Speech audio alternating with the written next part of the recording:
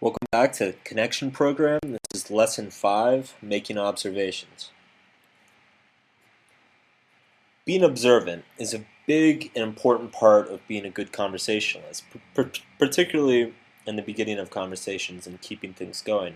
It relates to being curious and expressing your interest, and there are instant conversation starters everywhere you go, or instant things to continue conversations everywhere you go. Becoming good at being observant of things and people will help you to never run out of things to say. So there are types of observations: actions and feelings, items or objects, relationships between two people or two things. Examples of actions and feelings that you might observe. You don't seem to be enjoying your drink. Do you always shake your legs like that when you sit?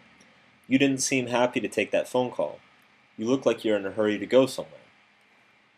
These are all things you could throw into your conversations, and it's all just about observing a certain person or a certain thing that's going on. Chances are, if you have a lot of trouble with your conversations or you're very reactive in your conversations, you very rarely say things like this to people, especially if you don't know them very well. Items or objects. I like your bracelet. Where did you get it? That is the biggest purse I've ever seen. What do you carry with you? Bricks? I've never understood why this restaurant has so many clocks in it. That is the reddest dress I've ever seen. Again, these are all simple things that you can make about the environment or things about the person that you're with, and they can open up entire conversations. You can have entire 20, 30-minute conversations that start from a single one of these observations. Finally, relationships. How do you and her know each other? You two act like your brother and sister. You seem like someone who gave your parents a lot of trouble growing up.